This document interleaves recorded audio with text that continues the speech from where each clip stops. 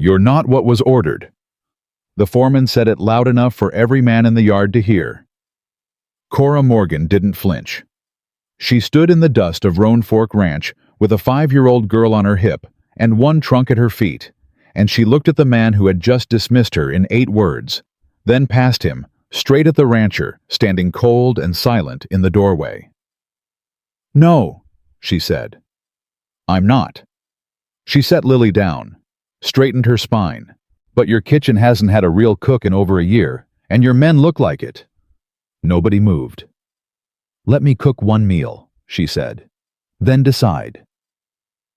If you've ever been judged before, you had a chance to prove yourself, this story is for you. Subscribe to our channel, follow this story all the way to the end, and drop a comment telling me what city you're watching from. I want to see how far this story travels. The telegram had said, "Widow experienced references available upon request." It had not said plane. It had not said tired. It had not said traveling with a child small enough to fit inside a flour sack with room to spare. Wesley Hale read that telegram now from the doorway of his ranch house, holding it between 2 fingers, like it had personally offended him, and stared at the woman standing in his yard. She was 32 years old, maybe 33. Her dress was clean, but worn at the elbows. Her hair was pulled back with the kind of efficiency that had nothing to do with vanity and everything to do with practicality. She stood straight, not proud, not defiant, just straight the way a woman stands when she's spent years making sure nobody could read her face. The little girl at her side had her mother's eyes, brown and watchful and missing absolutely nothing. Wesley said nothing for a long moment. Behind him, Boone Carter leaned against the doorframe of the bunkhouse, arms crossed, chewing on a piece of dried grass. He'd been with the Roan Fork since before the roof was raised. He knew what Wesley's silence meant. It meant the man was already looking for a reason to say no. Cap Reeves got there first. Cap was the foreman, 48 years old, built like a fence post with a jaw that looked like it had been carved out of red cedar. He walked across the yard slowly, deliberately, the way a man walks when he wants the other person to feel the weight of every step. He stopped 6 feet from Cora. He looked at the trunk. He looked at the girl. He looked at Cora. He said, "You the one that answered the posting?" "I am," Cora said. It said, "Experienced cook, ranch work, full outfit." "I read it the same as you?" Cap turned his head slightly and called back toward the bunkhouse without raising his voice much. "Hatch, come out here." A younger hand, barely 20, with red ears and a permanent sunburn, appeared in the bunkhouse doorway. "You see this?" Cap said. He wasn't pointing at Cora rudely. He was just gesturing, in a way that was worse than rude because it was so casual. Hatch looked at Cora, then at the little girl, then back at Cap. "Yes, sir." "That what you expected?" Hatch had the decency to look uncomfortable. "No, sir." "No," Cap agreed. He turned back to Cora. His voice wasn't cruel. That was the thing about Cap Reeves. He was never cruel. He was just honest in a way that cut like a paring knife. "Ma'am, this is a working ranch. 16 men, sometimes more, during roundup. The last cook we had was a man named Dooley, who'd been doing this 30 years. Before him, a man named Pickett. We've never had a—" He stopped. "A what?" Cora said pleasantly. Cap looked at the little girl, then back at Cora. "We've never had this situation." "There's a first time for everything," Cora said. "Where's the kitchen?" "Oz." That was the moment Wesley Hale stepped off the porch. He came down the 2 steps slowly, and the yard got a little quieter when he did. Not because the men were afraid of him. They weren't exactly. It was more that Wesley Hale carried a particular kind of stillness that made other people go still around him, like the way a storm front changes the air pressure before the rain ever starts. He was 40 years old and looked it not in a broken way, but in the way of a man who had done 40 years of real work. His hands were rough, his eyes were gray. His wife had been dead for 2 years, and in those 2 years, Roan Fork Ranch had slowly, quietly begun coming apart at the seams. He stopped in front of Cora. He did not offer his hand. "Mr. Hale," she said. Mrs. Morgan. He looked at the girl. You didn't mention a child. The posting didn't say not to bring one. It didn't say to bring one either. No, Cora agreed. It didn't. Wesley looked at her for a long moment. She held his gaze not aggressively, not challengingly, just steadily, the way you hold a flame in the wind. How old? He asked. 5? Cora said. Her name is Lily. She won't be in anyone's way. My kitchen isn't a nursery. No, Cora said. But your kitchen is also not functioning from what I was told. So at this particular moment, Mr. Hale, you're not in a position to be particular about what comes with the cook. The yard went absolutely silent. Cap Reeves stopped chewing. Hatch appeared to briefly forget how breathing worked. Wesley stared at her. And Cora, without changing her expression, even slightly said, Let me cook you one meal. After that, decide. Wesley said nothing for 3 full seconds. Then he said, The kitchen's around back. And he walked away, son. Boone Carter pushed off the bunkhouse doorframe and fell into step beside Cora as she picked up her trunk handle. He was a big man, gray-haired now, with a face full of old weather and old experience. I'll carry that, he said. I've got it. I know you've got it, he said. I'm offering to carry it anyway. She looked at him sideways. He had kind eyes, she decided. Not soft. Kind. There was a difference. Boone Carter, he said. I've been here since the beginning. Cora Morgan. I know who you are. He reached down and took the other handle of the trunk without asking again. You cooked before real cooking. Not just family meals. I ran the kitchen at the Drover's Rest in Abilene for 4 years, she said. Before that, I cooked for a sheep outfit in the Panhandle. 32 men, 3 meals a day, 7 days a week. Boone's eyebrows went up, just slightly. Sheep outfit. A man's money spends the same whether he runs cattle or sheep, Cora said. And a hungry man is a hungry man. Boone Carter smiled. It was a small smile, a private one, the kind that means I was right about you. He didn't say that out loud, but she heard it anyway. The kitchen was a disaster. Not dirty exactly, someone had swept recently, but it had the particular feel of a place that had been abandoned midway through being maintained like a garden where the weeding had stopped and the grass was beginning to win. Pots were stacked without logic. The flour barrel was half full but uncovered.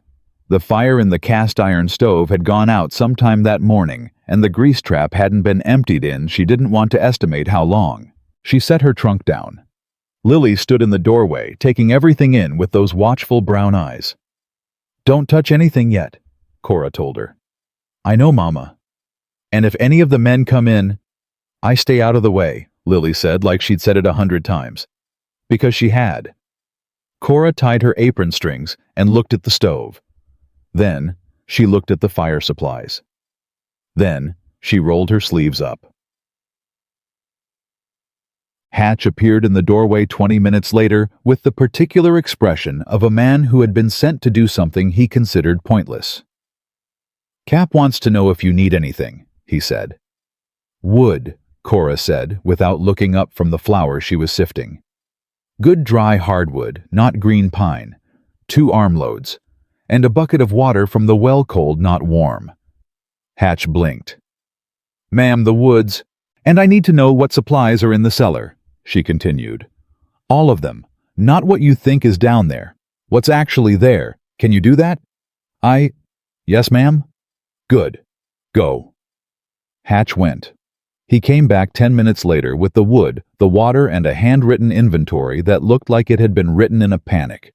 She took it from him, scanned it in 15 seconds, handed it back. The salt pork, she said. How much is actually left? Maybe 40 pounds. And the dried beans. 2 sacks, maybe a third of one more. Coffee. Low, maybe enough for a week. Someone needs to go into town tomorrow morning, she said. I'll write the list tonight. Ma'am, that's Cap's decision. She looked at him. Yes. And when Cap asks why you didn't tell him about the supplies situation, what will you say? Hatch opened his mouth, closed it. Tell him, she said. He'll go. The fire was going by the time the hands came in from the afternoon work. She heard them before she saw them, the sound of boots on hard ground, of voices dropping to a lower register as they passed by the kitchen side of the house. A few of them slowed down. She could feel it. Then one of them, she didn't know his name yet, leaned around the doorframe and sniffed the air. What is that smell? Supper, she said. Smells like actual supper. That's because it is actual supper. He disappeared. She heard him say something to the men behind him. She couldn't make out the words, but she heard the tone. Surprised. Not convinced exactly, but surprised. She kept working. Cap Reeves came to the kitchen door at 6:15. He didn't knock. He stood in the doorway with his arms crossed and watched her plate the food venison stew biscuits that had actually risen dried apple slices cooked down with a little sugar and cinnamon she'd found in the back of the spice shelf. Where'd you find cinnamon? He said. Behind the nutmeg. We have nutmeg. You do now. He was quiet for a moment. Dooley never made biscuits like that. Dooley's not here, she said. No, Cap said. He isn't. He didn't say it with grief, exactly, more like with the tired acknowledgement of a man who has accepted that everything changes, whether he wants it to or not. How many tonight? She asked. 11. 4 men are still out on the north line. I'll keep plates warm. Cap uncrossed his arms. He said slowly, the wood stove in the bunkhouse needs a new flue pipe. It's been smoking back. The men, I'll look at it tomorrow, she said. He stared at her. You know stove work? I know enough, she said. Go eat, Mr. Reeves. She watched them eat from the kitchen doorway. That was the thing about feeding people. The real information never came from what they said. It came from the first moment, the first bite. The way the body responds before the mind can arrange a polite expression. Hatch took one bite of the biscuit and stopped talking mid-sentence. A hand named Russ, who had the look of a man who complained about everything as a matter of personal philosophy, picked up his coffee cup, put it down, and picked it up again. The bunkhouse got quieter. Not silent, but quieter. And Cap Reeves, who had not said one genuinely warm thing to her since she arrived, sat at the far end of the table, and she watched him eat 2 full plates without once looking up. Wesley Hale ate alone. He always ate alone now. He came to the kitchen after the men had cleared out, the way he'd clearly gotten used to doing, arriving late, taking whatever was left, eating in a silence he'd built around himself like a second wall. She'd kept his plate warm. He sat down without thanking her. She went back to cleaning the pots. He ate 3 bites before he stopped. She heard the fork go down. Mrs. Morgan? Mr. Hale. He was quiet for a moment. Where did you train? I didn't train anywhere, she said. I just cooked. For how long? Since I was 10 years old. She rinsed a pot and set it down. My mother was sick for 6 years before she died. There were 4 of us to feed. Wesley said nothing. I cooked at the Drover's Rest in Abilene after that, she said. And before I came here I spent 2 years in Meridian cooking for a family of 8. The husband died in the spring. They didn't need me anymore. So you answered a posting. So I answered a posting.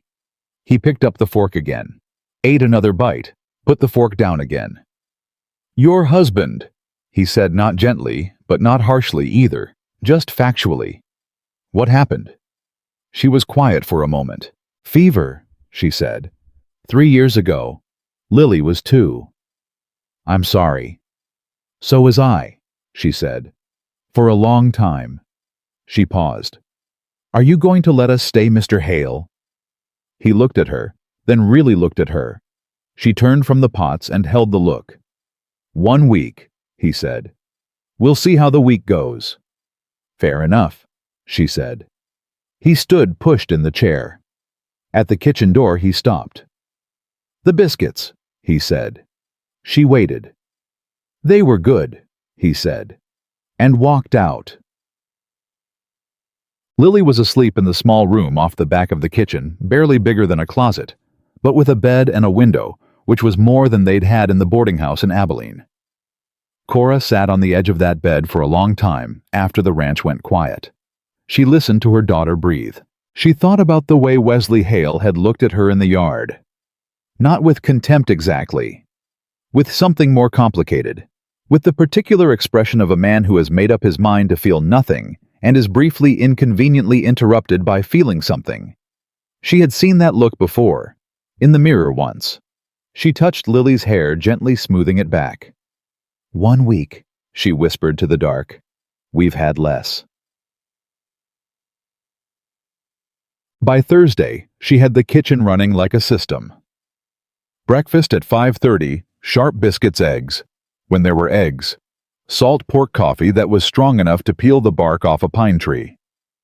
Midday meal delivered to the field on days when the men were working the east pasture. Supper at 6, always hot, always enough.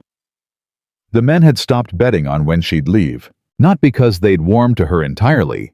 Cowboys were stubborn creatures, and warming to change was not in their nature, but because the evidence was accumulating in a way that was hard to argue with. They were eating better than they had in over a year.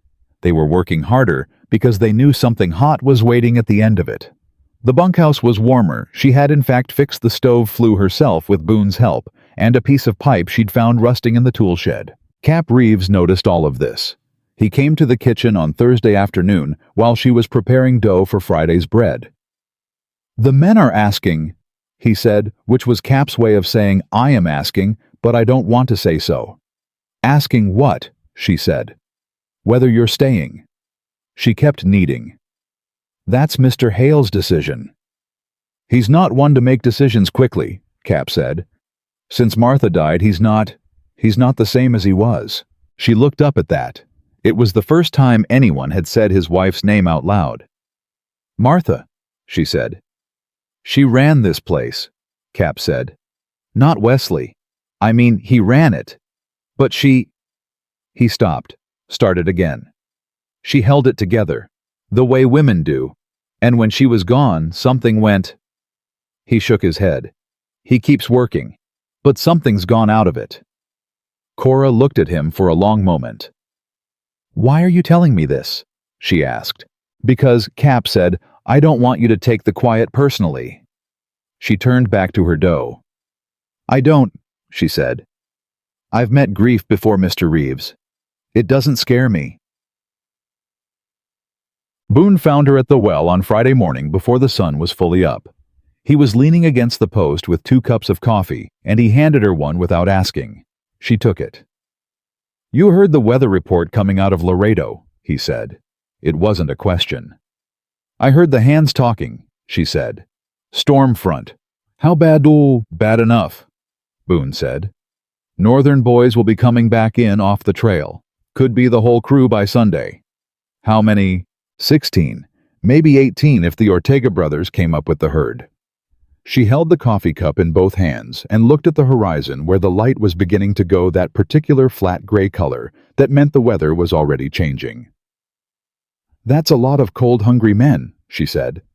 "It is," Boone agreed. "You ever cook for an outfit that size in a hurry?" "Once," she said. "In Abilene. A cattle drive came in 2 days early, 31 men. I had 6 hours. Boone was quiet for a moment. "What happened?" "They ate," she said. He smiled again, that same small private smile. "You're something, Mrs. Morgan." "I'm a cook," she said. "Let's not get ahead of ourselves." She started her supply list that afternoon. She was 3 lines in when Wesley Hale appeared in the kitchen doorway. He did that appeared. She'd noticed it all week. He moved quietly, for a big man arrived in doorways without announcing himself, stood there a moment as if deciding whether the room was worth entering. "What are you writing?" he said. "Supply list for the storm," she said. "Someone needs to get into town tomorrow morning. Early." He came into the kitchen, looked over her shoulder at the list, not reading it closely yet, just looking at the length of it. "That's a long list," he said. "It's a big outfit," she said. "And your cellar is low. I've been working with what was here, but if those men come back in a storm and I'm short on flour or salt pork or coffee—" "I know," he said. "Do you—" She set the pencil down and looked at him. "Because someone let the supply situation go, Mr. Hale, for a while. And I'm not saying that to criticize, I'm saying it because we need to fix it before Sunday." He didn't flinch. He just looked at her with those gray eyes. "You're right," he said. "I let it go." She hadn't expected the straightforwardness of it. She picked her pencil back up. "I'll have the list finished by tonight," she said. "If you can send someone first thing tomorrow." "I'll go myself," he said. She looked up again. "I need to speak to the supplier anyway," he said. "And I trust my own eye for quality more than I trust anyone else's." "Take the full list," she said. "Don't substitute unless you have to. And if there's no good salt pork, get the smoked beef instead. It'll work better in the stew." He almost smiled. It wasn't quite a smile, it was the shape a smile makes before it decides to commit. "You have opinions about smoked beef," he said. "I have opinions about everything," she said. "It's a professional hazard." This time he did smile. Small, brief, gone in 2 seconds. But she saw it. That night, Lily tugged on her sleeve while she was banking the stove coals. "Mama?" The man with the gray eyes. "Mr. Hale. He watches you when you're not looking." Cora paused, resumed. "He's making sure I'm doing my job," she said. Lily considered this with the gravity of a 5-year-old doing serious philosophical work. "He looks sad," Lily said. "He is sad," Cora said. "Some people carry a big sadness for a long time." "Like you did." "Like I did," Cora said. "Like I did." She lifted Lily up and carried her toward bed. "Is he going to let us stay, Mama?" Cora tucked the blanket around her daughter's shoulders. "I think so," she said quietly. "How do you know?" Cora thought about biscuits. About a man with gray eyes who had said they were good in the particular tone of a person who had forgotten what good felt like and was startled by the reminder. "Because," she said, "I haven't given him a reason to say no." She sat with Lily until the little girl's breathing slowed and deepened into sleep. Then she went back to the kitchen, lit one candle, and started the bread dough that needed to be set before morning. Outside, the wind had changed direction.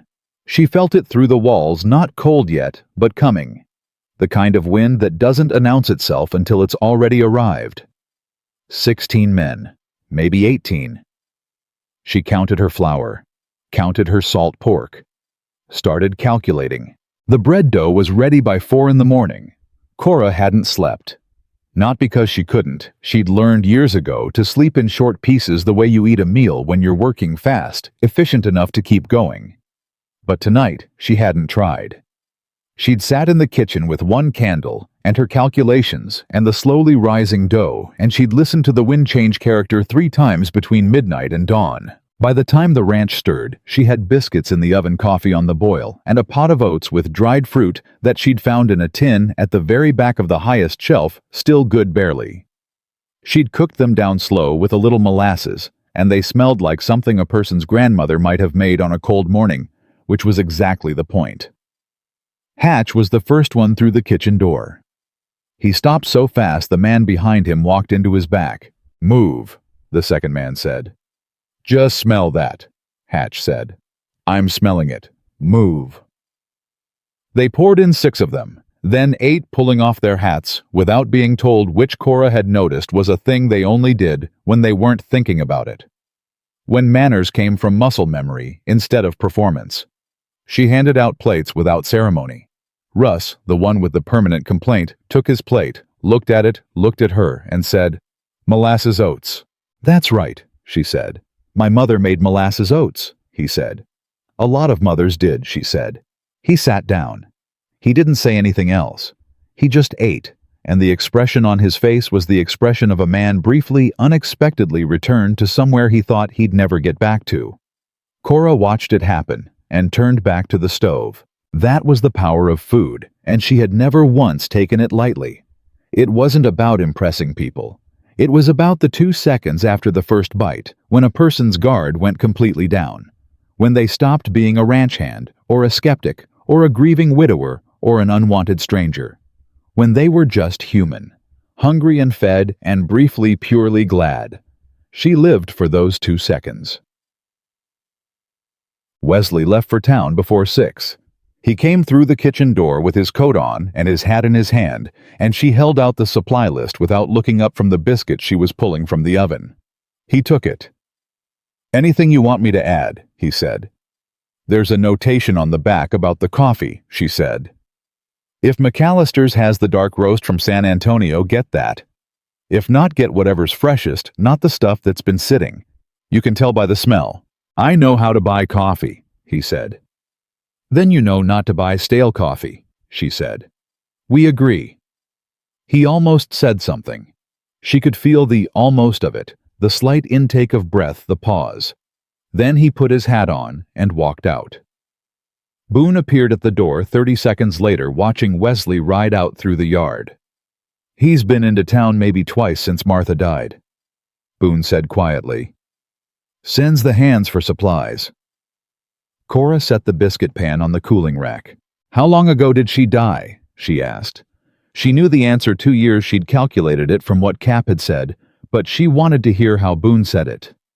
2 years in March, Boone said. "Fever. Fast." He paused. Wesley got the message by telegraph. He was out at the North Line. By the time he rode back, he stopped. "She was already gone," Cora said. "He never got to say goodbye," Boone said. "I think that's the part that won't heal right." Cora was quiet for a moment. She understood that particular wound, not from personal experience exactly, but from the way grief has textures, and the texture of not getting to say goodbye was one she recognized. It had a way of turning into something hard and permanent inside a person. Not sharp anymore, just heavy. "He'll be all right," she said. "Eventually." Boone looked at her. "You sound sure about that." "I'm not," she said. "But I found it's useful to act like it." Come on. Cap Reeves called for a half day on the east fence line, which meant the hands were back in the yard by early afternoon, more of them than usual, with more time than usual on their hands, which was never a situation that improved anybody's manners. Cora was in the kitchen making lunch when she heard them start. It was Denny who started it. Denny was 23, lean, with a quick mouth and the slightly unfinished quality of a young man who had learned too early that being loud was the same as being interesting. "Hey, Hatch," she heard him say. "You think the widow knows how to make a real beef stew, or just that? Whatever that was with the apples." "The apple cobbler," Hatch said cautiously. "Right, the cobbler. Very fancy. Very, what's the word, domestic." "It was good," Hatch said. "Sure it was good. I'm not saying it wasn't good. I'm saying Dooley could cook a beef haunch that'd make a man feel like he'd done something. That cobbler made me feel like I was at a church social." A few of the men laughed. Cora kept cutting the onions, steady, slow. "You going to say something?" Lily asked. She was sitting in the corner with a piece of string she'd been braiding all morning, looking up at her mother with those careful eyes. "No," Cora said. "They're being rude." "They're being something," Cora said. "It's not the same as being rude. Rude means they know better. These boys just don't know yet." "Know what?" "What I can do." She sent lunch out at noon. A beef and potato soup, thick enough to stand a spoon in, with the bread she'd set the night before baked that morning, dense and brown, and hot enough to steam when you broke it. She'd made 2 loaves extra because she knew how men were with good bread. The extra 2 loaves were gone in 4 minutes. Denny came to the kitchen door himself, not to apologize, that wasn't something Denny was built for yet, but to ask if there was more bread. "There isn't," she said. He looked genuinely disappointed. It was, she thought, the most honest expression she'd seen on his face. "Could you make more tomorrow?" he said. "I'm making bread every day," she said. Whether there's extra depends on whether the first 2 loaves last longer than 4 minutes. He opened his mouth, closed it. His ears went red. "Yes, ma'am," he said, and left. She turned back to the stove. "He said yes, ma'am," Lily said, surprised. "I noticed," Cora said. Batoto. The afternoon was when Cap came to her with the ledger. She hadn't expected that. She'd been pulling apart a tough piece of cured beef, examining the quality, calculating how far it would stretch, when Cap came in and set a worn leather ledger on the kitchen table without explanation. She looked at it, looked at him. "What's this?" she said. "Supply records," he said. "Last 2 years." She wiped her hands on her apron and opened it, ran her finger down the columns. After 30 seconds, she said, "This isn't right." "No," Cap said. "It isn't. You've been over-ordering salt pork and under-ordering coffee and flour for—" She turned a page. "1.5 years. Duly ordered," Cap said. "And I didn't check closely enough. Where did the excess salt pork go?" Cap didn't answer. She looked up at him. "Cap," she said, "where did it go? Did it?" He pulled out a chair and sat down with the heaviness of a man who has been carrying something for a long time and has finally found a place to put it down. "I think Dooley was selling surplus to the outfit over at Calhoun Creek," he said. "Small amounts, enough to pocket some cash without it being obvious." He paused. "I don't have proof." "Does Wesley know?" "Wesley doesn't look at the ledgers," Cap said quietly. "He hasn't since Martha died. She kept the books." Cora closed the ledger. She thought about the low supply cellar. She thought about 16 men coming home in a storm. She thought about what it meant that this ranch had been quietly bleeding from a wound nobody had been willing to look at for 1.5 years. "He needs to know," she said. "I know he does," Cap said. Cap." He stopped. "You came and showed me this ledger," she said. "Why?" He looked at his hands on the table, then at her. "Because you'll tell him straight," he said. "And because you're not afraid of what he'll feel when you do." She held his eyes for a moment. There was something in Cap Reeves under all that red cedar hardness that was actually just an old man who loved this ranch, and had been watching it suffer, and hadn't known how to say so. "All right," she said, "when he gets back from town." Wesley returned in the late afternoon with a wagon bed full of supplies, and a look on his face that said the trip had cost him something, not money, but the other kind of expense. The kind that comes from being out in the world after a long time of staying inside your own walls. She let him unload. Let him have the first cup of coffee when he came through the kitchen. Let him sit for 2 full minutes before she put the ledger in front of him. He looked at it. "Where did you get this?" "Cap brought it to me," she said. "Look at the salt pork columns, 18 months back." He looked. His face didn't change, not outwardly. But she saw the stillness in him shift, the kind of stillness that goes from resting to coiled. "Dooley," he said. Not a question. "Cap suspects it. No proof." "How much?" She did the calculation in her head. She'd done it twice already. "Enough to matter. Not enough to break you. But your cellar shortage didn't come from bad luck, Mr. Hale. It came from someone treating your ranch like a personal account." He closed the ledger slowly. She waited for the anger. She'd seen men respond to this kind of news with table slamming, with cursing, with the particular explosion that comes when a man realizes he's been made a fool of. Wesley Hale just sat there. Then he said, "Martha would have caught it in a week." He said it quietly. Not with self-pity. With something worse than self-pity, with simple, direct acknowledgement of a truth he'd been avoiding for a long time. Cora sat down across from him. "Probably," she said. "But she's not here.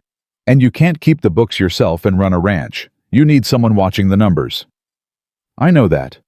I can do it," she said. "If you want. I kept the books at the Drover's Rest for 2 years. He looked at her then. Really looked the way he had in the yard on her first day, only this time without the coldness. With something more complicated. Something that looked from certain angles like the first hairline crack in a wall that has been holding back pressure for a very long time. "You cook," he said. "You fix stovepipes. You manage supply lists. And you keep books." "I survive," she said. "That's all it is." He was quiet. 1 week, she'd said in the beginning, and he'd said 1 week. That week was almost up. "Mrs. Morgan," he said. "Mr. Hale." "You're staying," he said. "Pass the week." She didn't let the relief show. She just nodded. "Good," she said. "Because I need 2 more pounds of cinnamon and a better arrangement for the flour barrels, and it would be wasteful to start over with someone new." He almost laughed.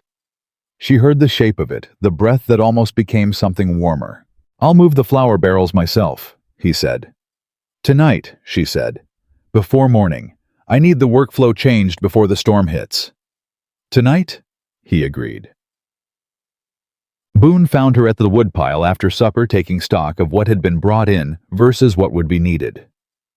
"He told Cap you're staying," Boone said. "I know." "Cap's relieved. He won't say so." "I know that too." Boone leaned against the post. "You told him about the ledger." "I did." "How'd he take it?" "Better than I expected," she said honestly. "He didn't argue, didn't make excuses." "No," Boone said. "Wesley doesn't make excuses. It's one of his better qualities." A pause. "What did he say about Martha?" She looked at him. "You heard that? Sound carries in this kitchen." He didn't apologize for it. She turned back to the woodpile. "He said she would have caught it in a week." "She would have," Boone said. "She caught everything. She was—" He stopped, started again. "She was something else, Martha Hale. The kind of woman that a man builds his whole understanding of what's possible around. And when she was gone—" "The walls came down," Cora said. "The walls came down," he agreed. They stood there for a moment in the particular silence of 2 people who understand the same grief from different angles. "I'm not trying to replace her," Cora said. "I want that to be clear." "Nobody thinks that," Boone said. "Cap might." "Cap thinks you're the most competent person who's walked onto this ranch in 2 years," Boone said. "That's a different thing." She picked up 2 pieces of wood and turned toward the kitchen. "The storm," she said. "How bad, really?" Boone was quiet for a beat too long. "Boone," she said. "Bad," he said. "The kind of cold that gets into the bones. The kind that makes men do stupid things on the trail trying to get home faster instead of smarter." He paused. "If all 16 come in at once—" "I'll be ready," she said. "You keep saying that." "Because it keeps being true," she said, and went inside. That night she made Lily sit at the kitchen table while she worked, and she talked while she cooked, not about the storm, not about the ranch. About small things. About a town she and Lily had passed through on the train where every house had a red door. About the time in Abilene when a steer had walked into the restaurant and eaten half a pie before anyone noticed. About Lily's father, a little, just enough. Lily listened with her chin in her hands. "Mama," she said eventually. "I like it here." Cora's hand slowed for just a moment, then resumed. "I know you do, baby." "The dog likes me," Lily said. "Boone's dog. He waits for me by the fence post every morning." "I've seen that." "And Hatch showed me where the barn cats sleep." "Did he?" "He's not mean," Lily said. "He just pretends." "Most people," Cora said, "are not as mean as they pretend to be. Remember that." Lily considered this. "What about Cap?" "Cap," Cora said, "is not mean at all. He's just frightened." "Of what?" "Of things not working out," she said. "He loves this place. He doesn't know how to say it, so it comes out sideways. Like when you're about to cry but you sound angry instead." Cora looked at her daughter. "Exactly like that," she said.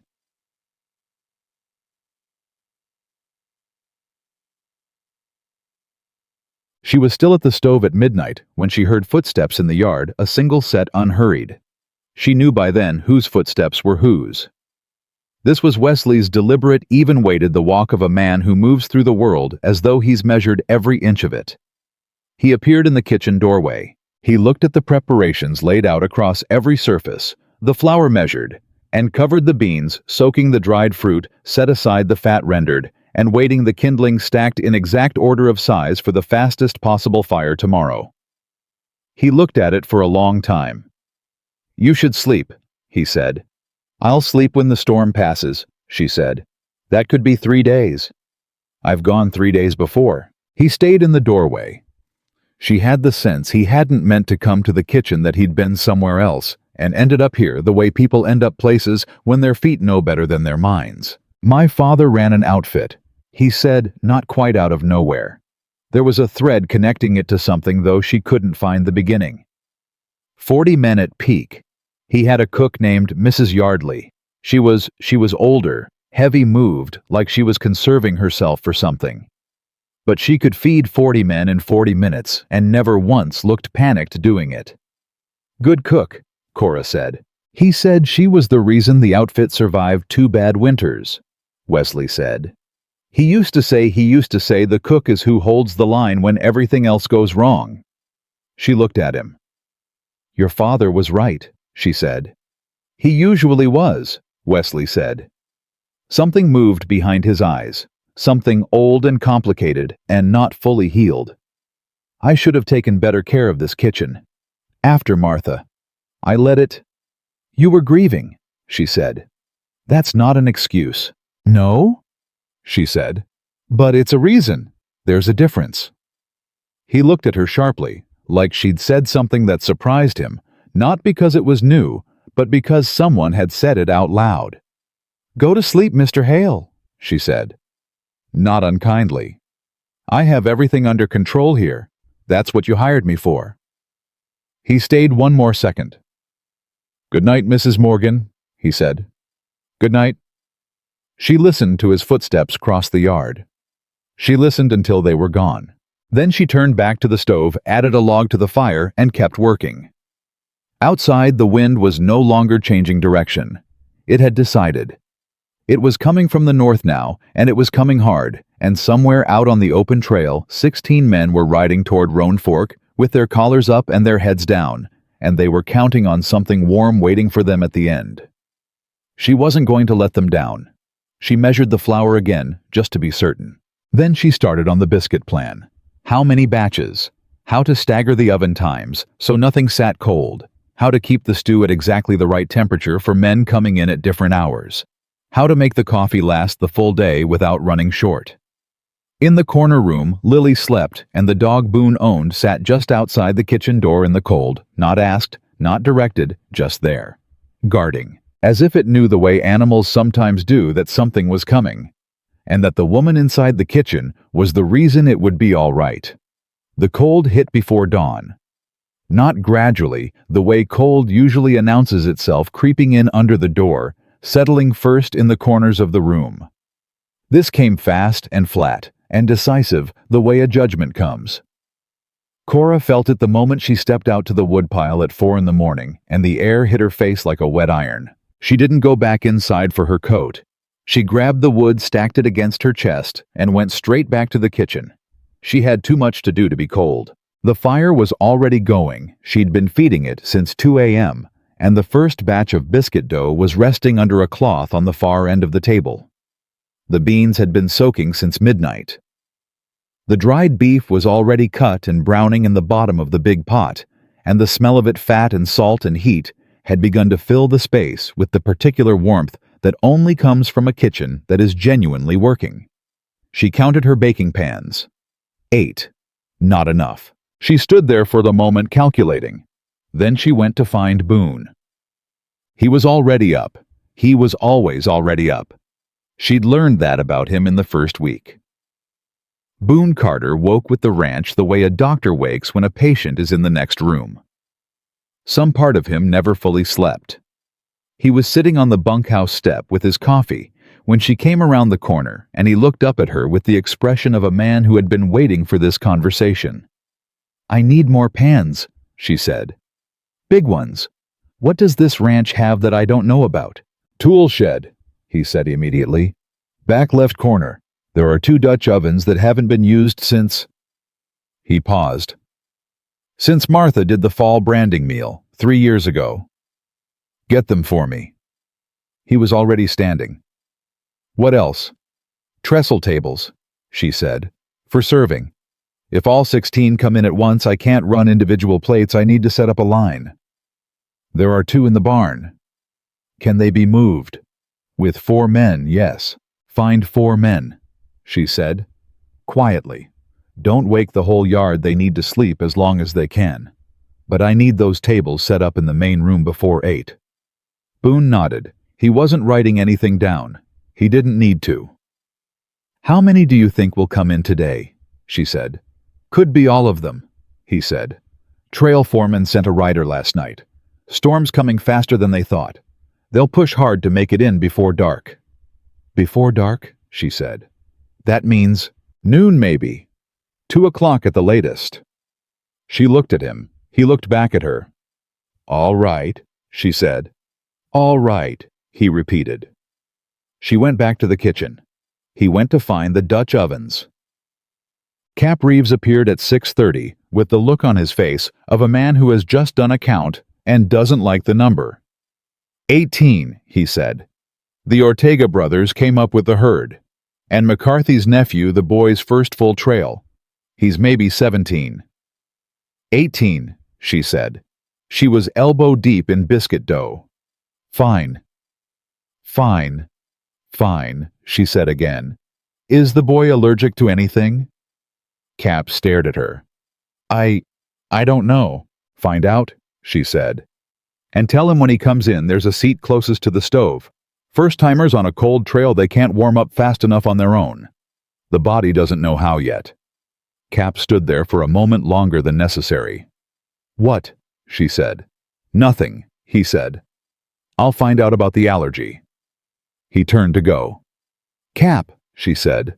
He stopped. How many biscuits can a cold cowboy eat in one sitting? He thought about it seriously, which she appreciated. 4, maybe 5 if they're good.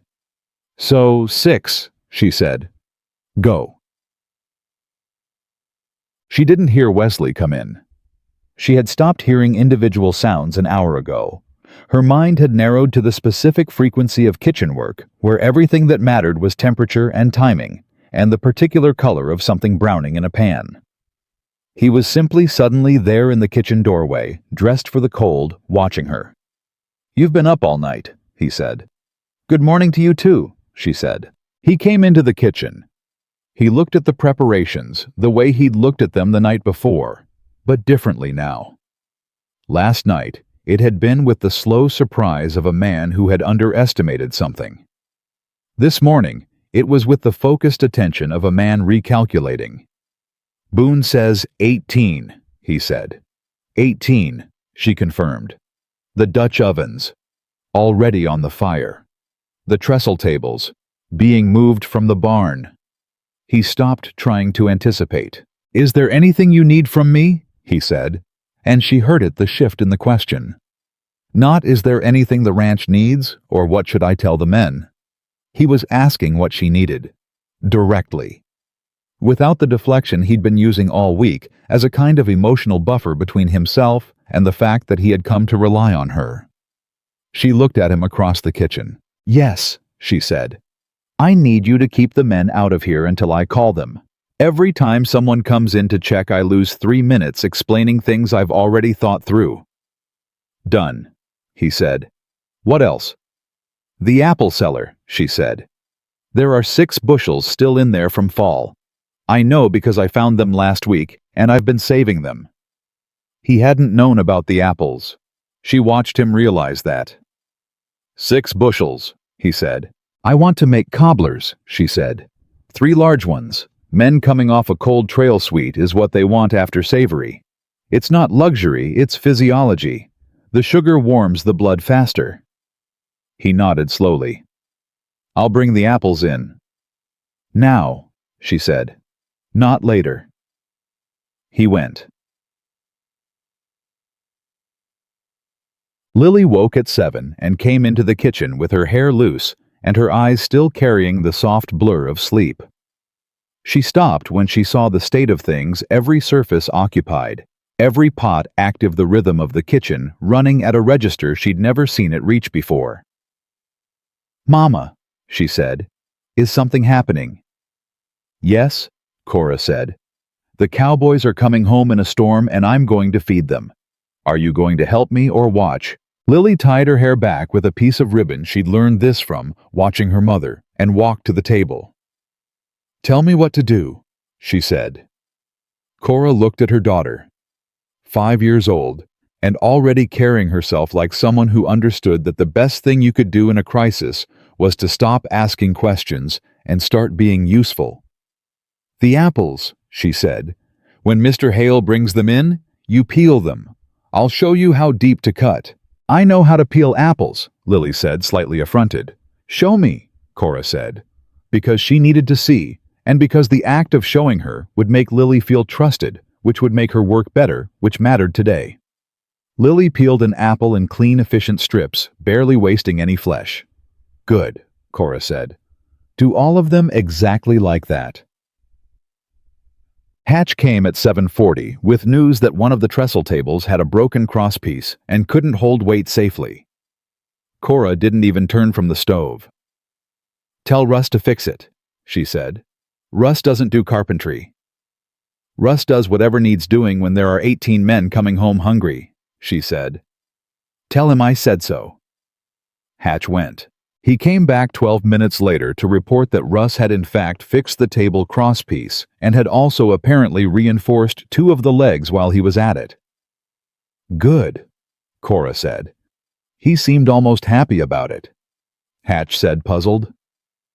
"People like being given something real to do," she said.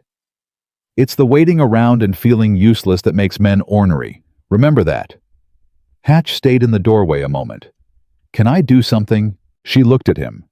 His ears were red again, not from cold this time. "The coffee," she said. "You're in charge of coffee. I need that pot never empty from the moment the first man walks in until the last one has had 3 cups. You watch it like your life depends on it. Can you do that?" "Yes, ma'am." "The moment it drops below half, you refill it. Don't wait for empty. Empty is too late." "Yes, ma'am." "And Hatch." "Ma'am. If anyone tries to take over the coffee pot, you tell them Mrs. Morgan said no." He stood up straighter. "Yes, ma'am." He had a job now. She watched the change move through him like a key in a lock. At 9:15, Wesley came back from the apple cellar and stood in the kitchen watching Lily peel apples with the focused precision of a surgeon. He watched for a long moment without speaking. Lily looked up. She had her mother's way of looking at people, direct, unafraid assessing. "You're Mr. Hale," she said.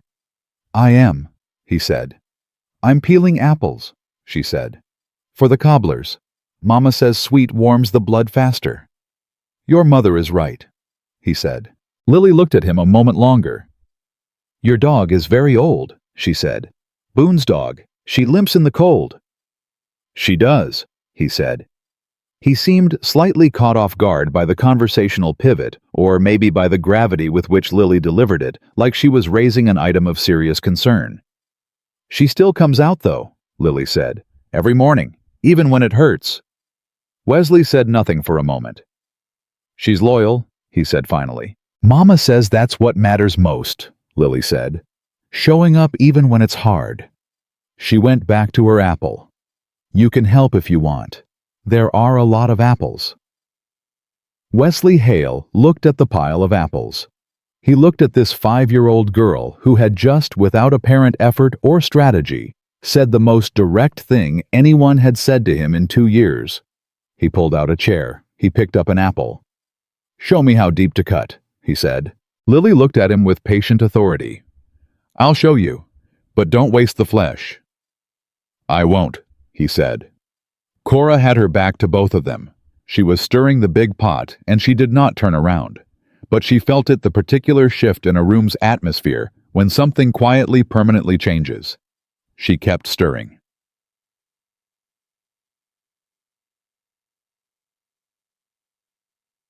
At 10:30, Boone came into the kitchen and leaned close enough to speak under the noise of the fire and the pots and Lily humming to herself in the corner. "Ryder came in," he said quietly. "Trail crew is about 4 hours out, but there's a problem." Cora looked at him. "Two of the men," he said. "Estes and the younger Ortega. They went ahead of the group last night, trying to make time. In the dark." "In the dark," she said. "In that cold." "Wesley's sending Cap and 2 men out to find them," Boone said. He stopped. "He's not saying it out loud, but he's worried." "Are they good men?" she said. "Estes and Ortega. Experienced." "Estes is 40 years on the trail," Boone said. "But 40 years takes a toll. And the younger Ortega?" He shook his head. "He's tough, but it was a bad night." Cora turned back to the stove, added more wood. "Tell Wesley," she said, "that I'm making broth, separate from the stew. Plain hot salty broth. If those men come in with exposure, they can't eat heavy food first. Their bodies won't take it." Boone looked at her. "You've seen trail exposure before." "My husband," she said quietly. "And I've cooked for enough outfits to know what comes off a bad storm." She didn't elaborate. "Tell him about the broth." Boone went. Wesley appeared in the kitchen doorway 4 minutes later. "Boone told me," he said. "It's already on," she said. She nodded at the small pot she'd set apart from the rest. Simple beef broth, nothing in it but salt and a little pepper and heat. "If Estes or the boy come in wrong, don't let them near the stew yet. Start with that." He looked at the small pot. "How do you know about exposure?" "Because I've seen what happens when you feed a half-frozen man a full meal too fast," she said. "His body's been shutting down to protect his core. You dump food into that and the gut seizes up. Broth first, 30 minutes, then solid food." Wesley was quiet. "Who taught you that?" he said. "Nobody," she said. "I learned it the hard way." He didn't ask what that meant. He just nodded. "Cap's riding out now," he said. "Good," she said. "Tell him if he finds them and they're bad off, don't try to rush them. Slow and warm is better than fast and wrong." He nodded again. He was listening to her the way a man listens when he's recognized that the other person knows something he doesn't and has decided to let go of the part of himself that resists that. It was a particular kind of listening, active willing without performance. She'd never had it from a man this quickly before. She pushed the thought aside. "Go," she said. "And when Cap finds them, come tell me first." The ranch held its breath for the next 2 hours. She felt it, the particular tension of a place waiting for news. The hands moved differently, quieter. Even Denny, who was constitutionally incapable of being quiet for longer than 4 minutes, had gone still somewhere in the yard and stayed there. She cooked through it. That was what she knew how to do. When the world outside the kitchen went uncertain and dangerous, the kitchen was the one place where every variable was under her control. The temperature of the fire, the thickness of the dough. The exact moment a stew shifted from almost ready to ready, that narrow window she could feel in her hands and smell before she could see it. She made biscuits. 63 of them in staggered batches, so the last ones coming out of the oven would be as hot as the first. She made the beef stew 3 pots each, big enough to feed 6 hungry men. She made the broth small and separate, sitting slightly off the heat waiting. She made the cobblers with Lily's peeled apples, brown sugar, and a pinch of nutmeg and biscuit dough pressed over the top, and she put them in the second Dutch oven to bake slow. And she waited. Bata. At 12:43, she heard the horses. Not the main crew. The sound was too small, too urgent. 3 horses moving fast, coming in from the north. Cap's voice sharp in the yard. "Get Wesley, now." She was already filling the broth ladle. The kitchen door opened and Boone came in ahead of everyone else. His face set in the particular expression of a man delivering mixed news. Not the worst, but not clean either. "Estes is bad," he said. "Ortega's okay cold, and shook up, but okay. Estes's hands—" "Get him in here," she said. "Right now, not the bunkhouse. In here closest to the fire. Cora. Boone. Her voice was flat and certain. In here. Now. He went. They brought Estes in, two men half carrying him, his face the color of old candle wax, his hands wrapped in someone's spare shirt. He was conscious, which was something. He was shaking hard, which was not alarming. Yet shaking meant the body was still fighting. Sit him here, she said. She had the chair already pulled close to the stove the way she'd told Cap to do for the young first-timer. She hadn't known then she'd be using it for this. She pushed the broth into his hands before his body had fully registered he was sitting. Drink, she said. Slow. Don't rush it. I'm fine, Estes said. His teeth were chattering on every word. You're not fine, she said. Drink. Wesley was in the doorway. She looked at him over Estes's head, a quick, direct look that said, Stay back. Let me work. He stayed back. Estes drank. The shaking slowed after 5 minutes, not gone but downgraded from violent to manageable. His color began to come back. She watched his hands, the real concern, and when he finally unwrapped the cloth, she saw the white patches on 2 of his fingers and made the internal assessment quickly and without drama. You'll keep the fingers, she said. But you're done on the trail for a while. How do you? I know what I'm looking at, she said. Drink the rest of the broth. Then you're going to eat something small. And you're going to sleep in here tonight, not the bunkhouse. Ma'am, I don't need... Estes, Wesley said from the doorway. His voice was quiet. Do what she says. Estes looked at Wesley, then back at Cora. Something in the old cowboy's face shifted the particular surrender of a proud man who has been frightened enough by his own body that he's willing to be taken care of. Yes, ma'am, he said. The main crew arrived at 2:15. She heard them long before she saw them. The sound of 16 horses coming in together has a weight to it, a particular rhythm like slow thunder that doesn't stop. The yard erupted with voices, with the sounds of horses being relieved of their loads, with the short, sharp language of cold and tired men who have made it to the place they were trying to get to, and are only now allowing themselves to feel how much the getting there cost. She was ready. She had been ready since midnight. She called Hatch in from the doorway. Coffee, now. He moved. She called to Boone. Tables are set. Get them in groups. Don't let them all pile in at once, or nobody gets served right. Boone moved. She called to Lily, who had spent the last 20 minutes in the corner, organizing the plates in exactly the order Cora had showed her. You ready? Ready, Lily said. Good girl. She picked up the ladle and stood at the stove and waited. The first group came through the door in a wave of cold air and the smell of horse and wet wool and the particular exhaustion of men who have been outside in the kind of cold that makes even the air feel hostile. They were pulling off gloves and hats, rubbing hands together, not speaking, yet too tired to perform, too cold to be polite about anything. Then the warmth hit them. Then the smell hit them. She watched it move through the group the way a wave moves through water, starting at the front, rippling back. The man in front stopped walking. The man behind him stumbled into his back, and then stopped too. Someone in the middle said something low and wordless that wasn't quite a word but communicated everything. She didn't wait for them to collect themselves.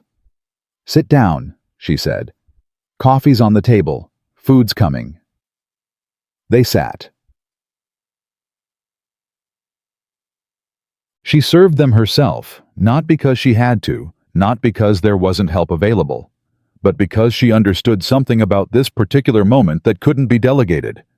When a man has been on the trail in the cold for 3 days, and he sits down and someone puts a bowl of hot food in front of him, the person who puts it there matters. It's not logic. It's not sentiment. It's just true, the way a lot of true things are true, without explanation, without argument. Biscuits first, then the stew. Then the coffee refilled before it even got cold, because Hatch was doing exactly what she'd told him and watching like his life depended on it. The room got quiet.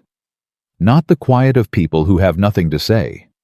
The quiet of people who have stopped needing to say anything because everything they needed had just been handed to them. One of the Ortega brothers, the older one, she'd learned his name was Carlito, held up his biscuit and looked at it for a moment before he ate it the way a man holds something up when he wants to acknowledge that it is a real thing and not a dream.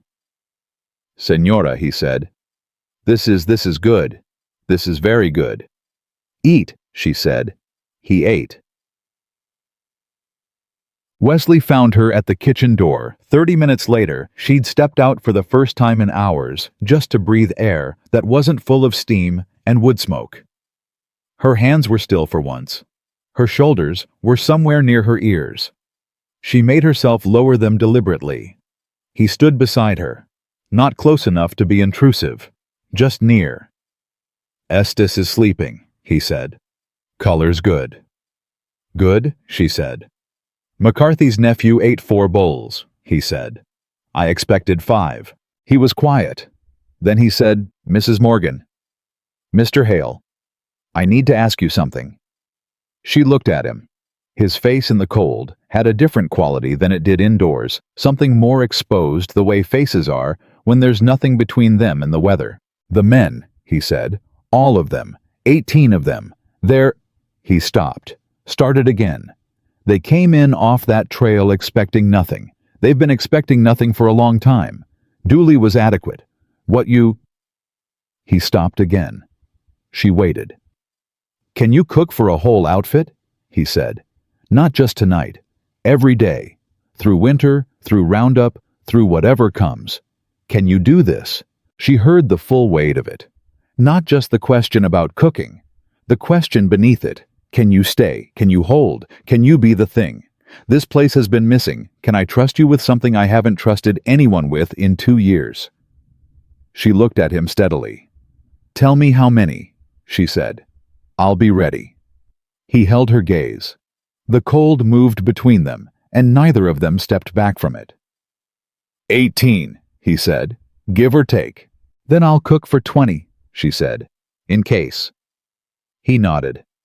Something in his face, that wall she'd been watching all week, that careful construction of distance and control, had developed a fracture. Not broken, not gone, but changed. The way stone changes when water has been working at it long enough. Quietly, permanently. She turned back toward the kitchen. "The cobblers should be ready," she said. "Go tell the men."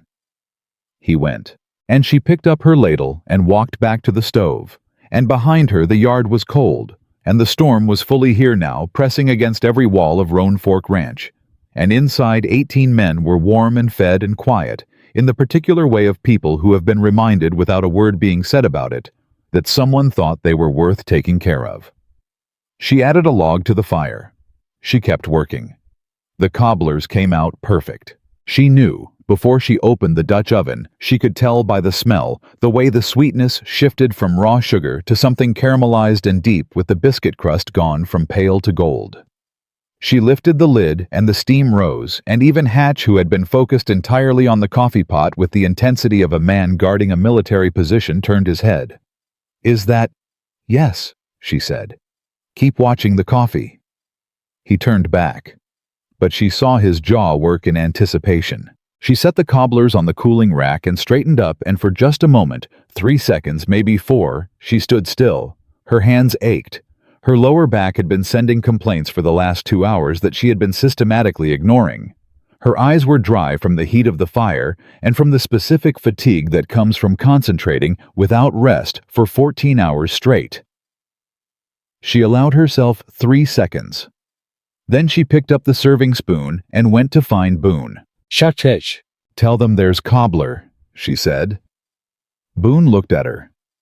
"Mrs. Morgan, those men are already— I don't know what the word is. Converted, maybe." "Converted," she said. "That's a strong word for men eating supper." "You didn't see their faces when the stew came out," he said. "I was busy making the stew," she said. "Cobbler. Tell them." He went. She heard it, the sound from the main room. A general low noise that rose in register when he announced it. Not shouting. Not the wild enthusiasm of men at a saloon. Something quieter and more genuine than that. The sound of people who have already received more than they expected and are now being told there is more. She served the cobbler herself, moving around the tables with the spoon and the Dutch oven, and the room was different now than it had been an hour ago. The men had settled into themselves. The cold was out of them. She could see it in how they were sitting. The shoulders dropped, the hands loose around the coffee cups instead of gripped. McCarthy's nephew, the 17-year-old, had fallen asleep sitting upright against the wall, and no one had moved him or laughed.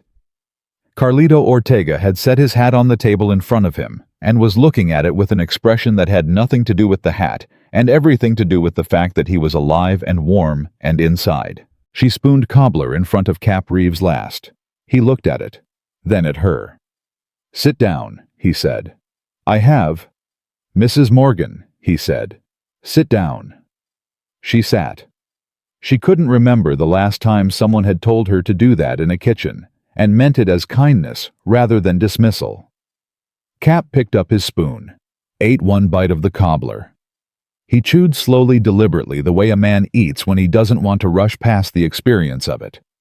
Then he put the spoon down. He said, "My mother made apple cobbler." "A lot of mothers did," she said. She didn't realize until she'd said it that she'd said the same thing to Russ about the molasses oats 4 days ago. It was true both times. "She died when I was 11, Cap said. "I haven't tasted cobbler since then that reminded me of hers." He paused. "This does." She said nothing. There wasn't anything to say that wouldn't diminish it. Cap picked the spoon back up and kept eating, and his face had gone somewhere private that she didn't follow him into. Wesley ate standing in the kitchen doorway. She noticed because he'd never done that before. He always took his plate to the separate table, the solitary one, the one that had probably been his since Martha died. Tonight, he stood in the doorway between the main room and the kitchen with his plate and his coffee, and he ate where he could see both rooms at once. She was cleaning the big pots when she noticed it. "There's a chair," she said. "I know," he said. "And a table. I know that too." She kept cleaning. He kept standing. "The stew," he said after a while. "What did you put in it?" "Beef, potatoes, onion, dried herbs from your cellar that have been there long enough that I wasn't sure they'd still have any life in them," she said. "They did. There was something else." "Worcestershire," she said. "Half a bottle. I found it behind the molasses. We have Worcestershire sauce," he said with the expression of a man discovering a room in his own house he didn't know existed. "You did," she said. "I used most of it." He ate another bite. "My father's cook, Mrs. Yardley. She used to say the secret to any good stew was something the cowboys couldn't identify," he said. "Something that made them feel like the food was better than they could explain." "She was right," Cora said. "Give a man a meal he can completely explain and he eats it. Give him something with one thing he can't quite name and he remembers it." He looked at her. "Where did you learn that?"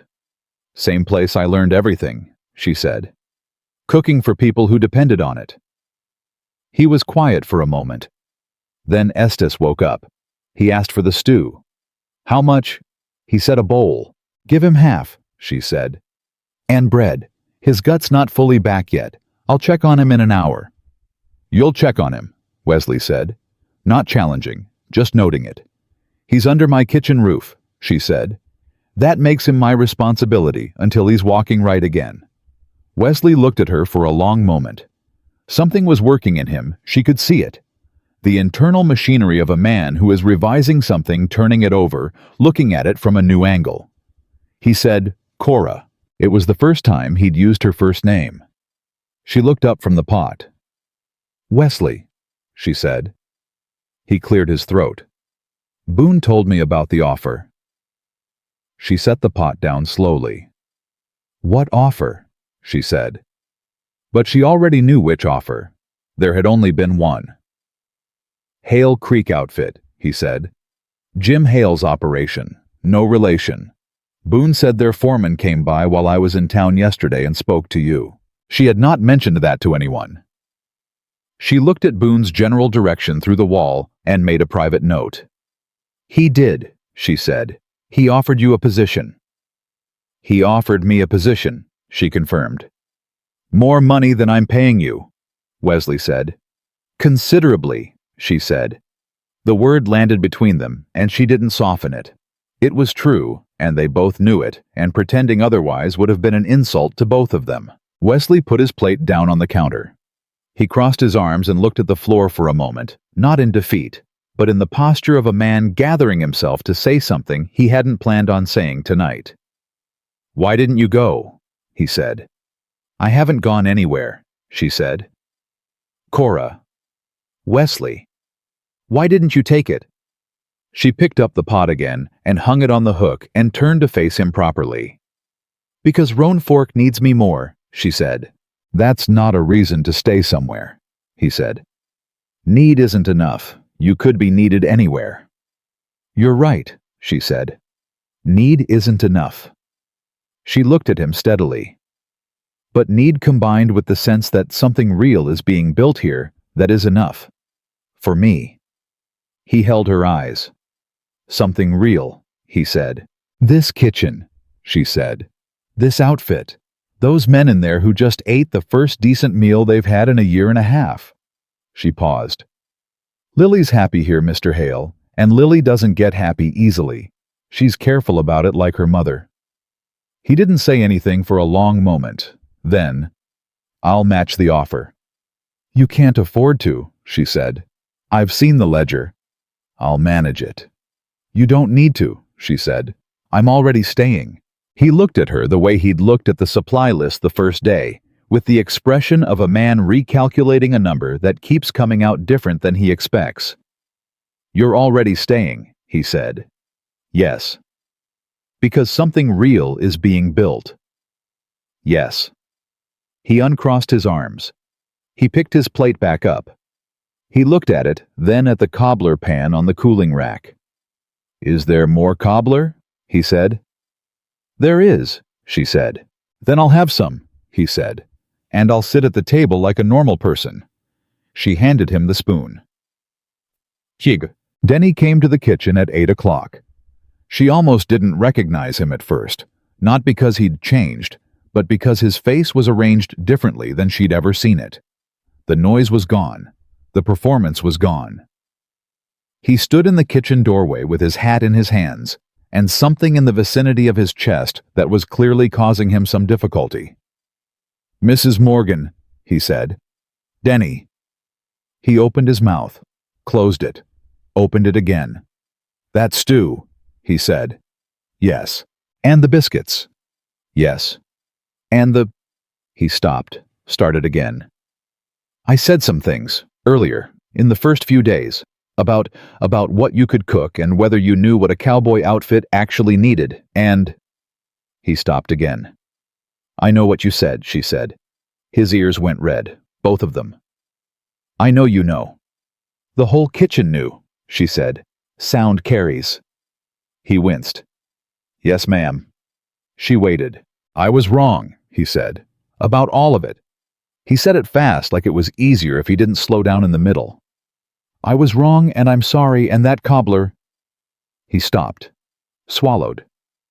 "That cobbler is the best thing I have ever eaten in my life, and I know that sounds like I'm saying it to make up for being an idiot, but I'm saying it because it's true, and those are two separate things."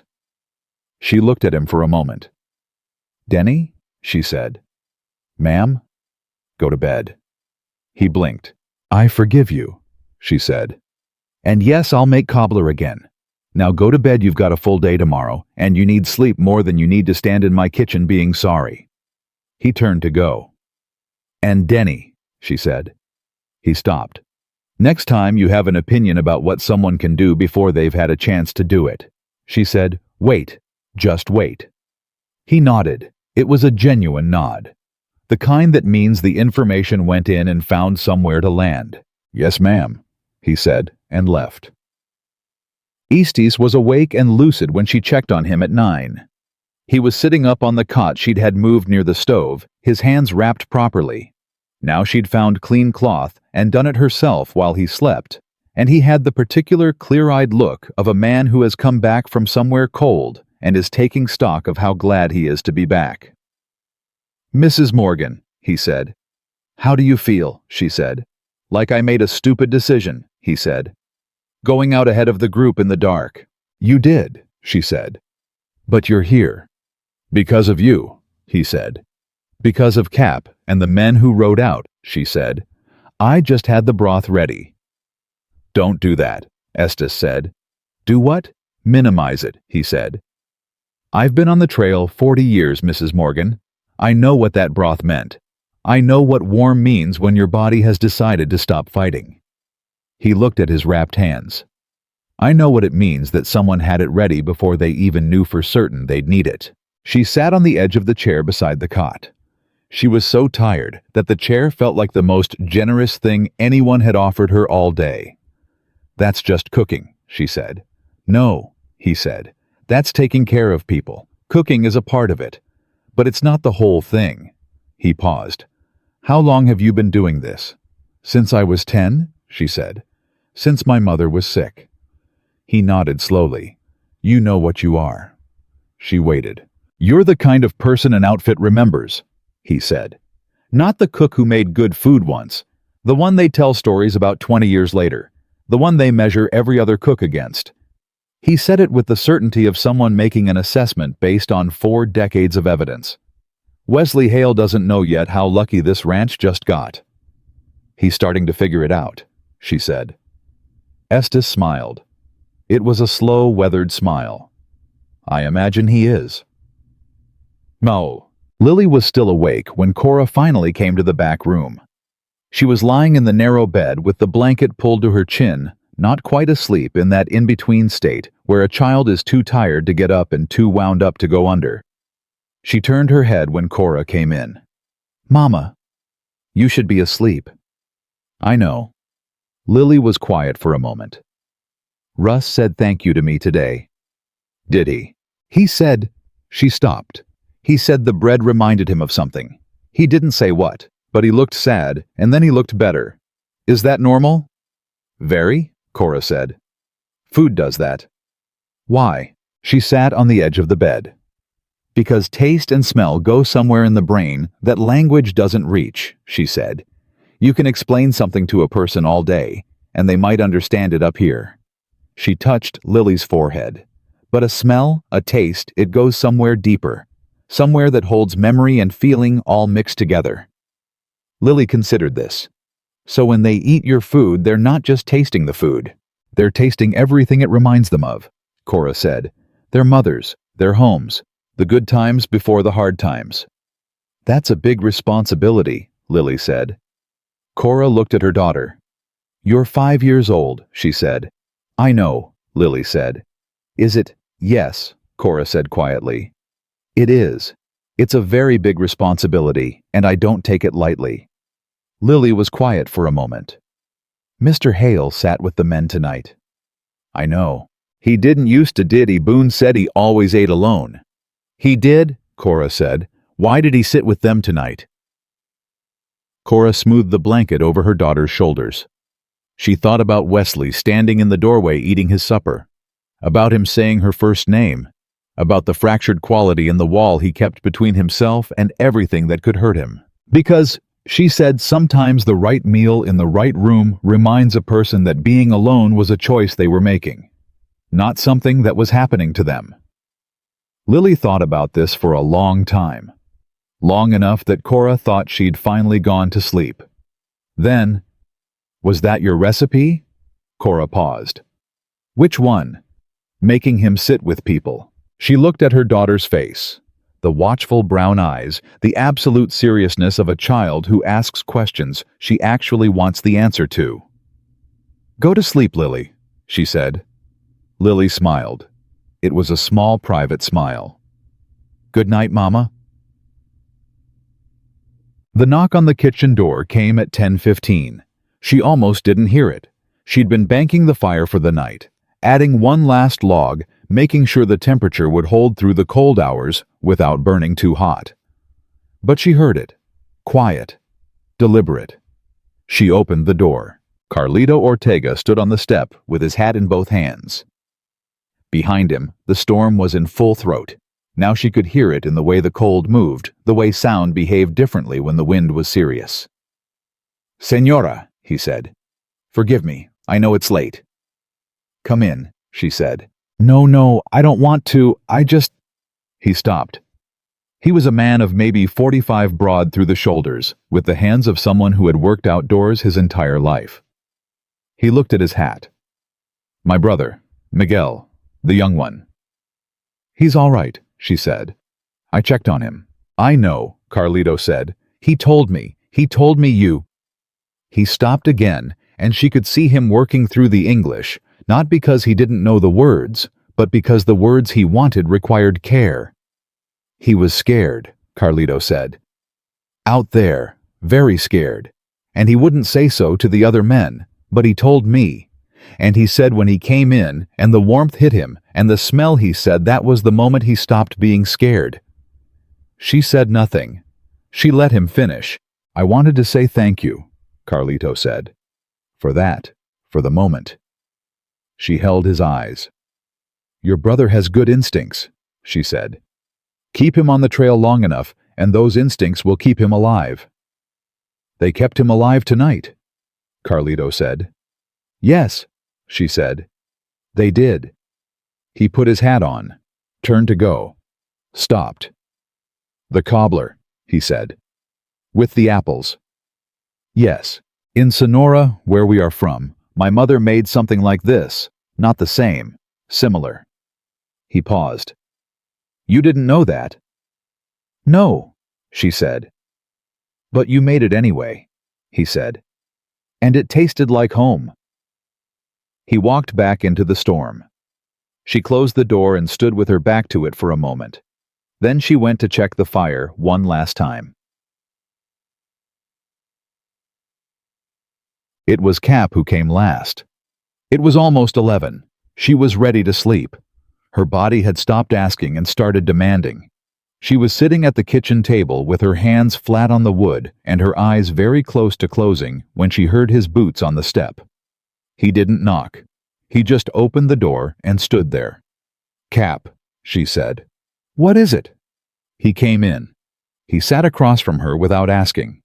He put both hands on the table and looked at them. "I owe you an apology," he said. "You've treated me fairly," she said. "I was skeptical," he said, "from the first moment, and I made that clear in ways that were—" He stopped. "I was wrong." "You were doing your job," she said. "You were protecting the ranch." "I was protecting myself," he said, "from caring whether this worked out or not." He raised his eyes to hers. "Because I've watched this place fall apart for 2 years, and every time I let myself think it might get better, it didn't. So I stopped letting myself think it." She looked at him, this cedar-hard, plain-spoken man who had just told her the truest thing he probably knew how to say. "Cap," she said. "Look at those men in there." He turned his head toward the sound of the main room, low voices. Now the comfortable murmur of men who have been fed and warmed and are winding down toward sleep. "I'm looking," he said. "That," she said, "happened tonight because everyone did their job. You got them safely back to the trail. Boone got the table set. Hatch watched the coffee like his life depended on it." She paused. "And I cooked." "And you cooked," he said. "Nobody held this line alone," she said.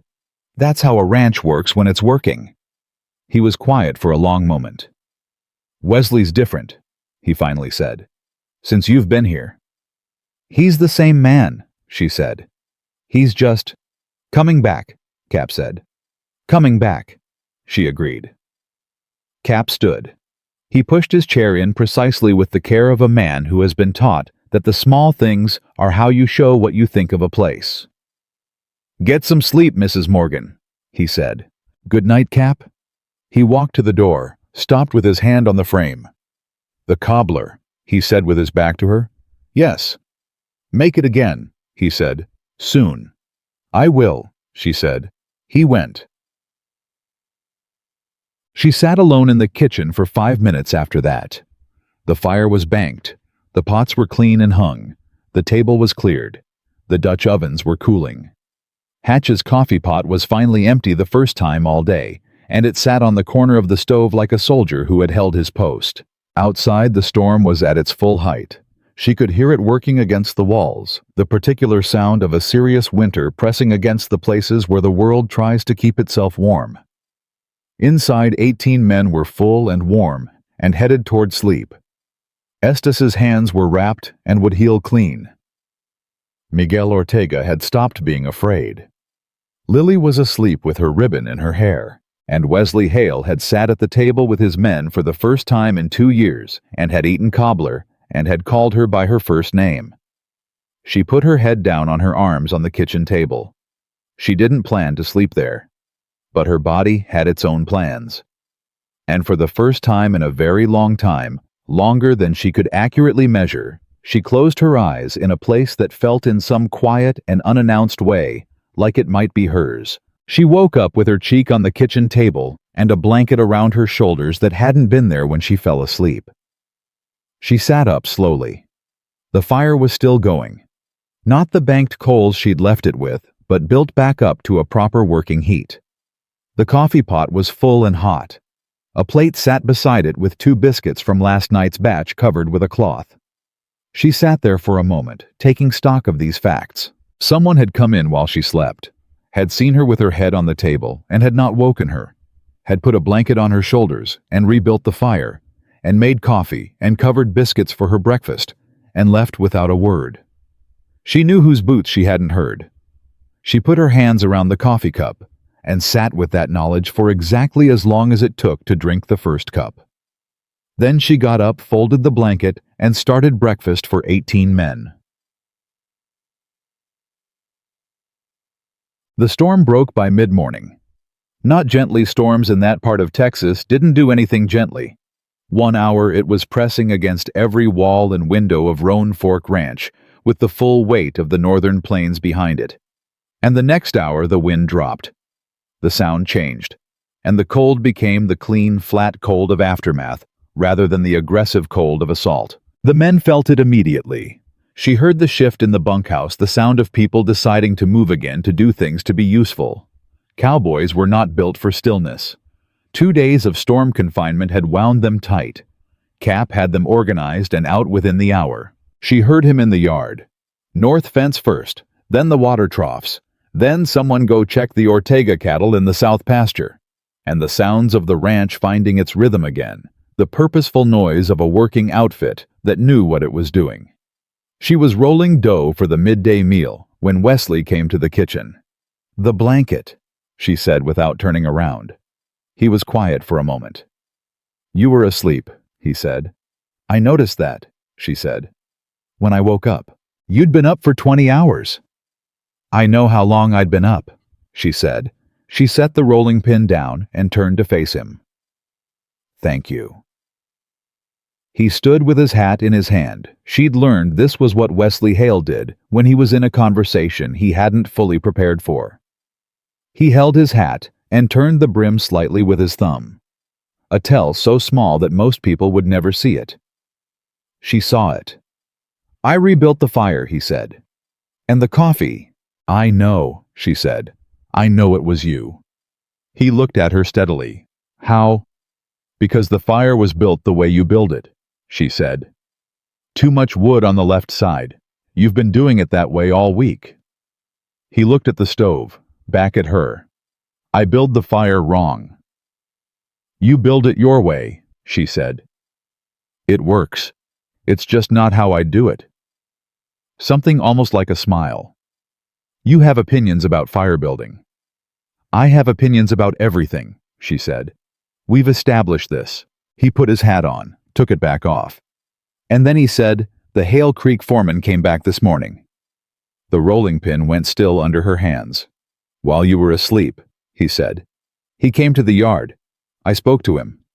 "What did he want?" "To make you a second offer," Wesley said. "A better one.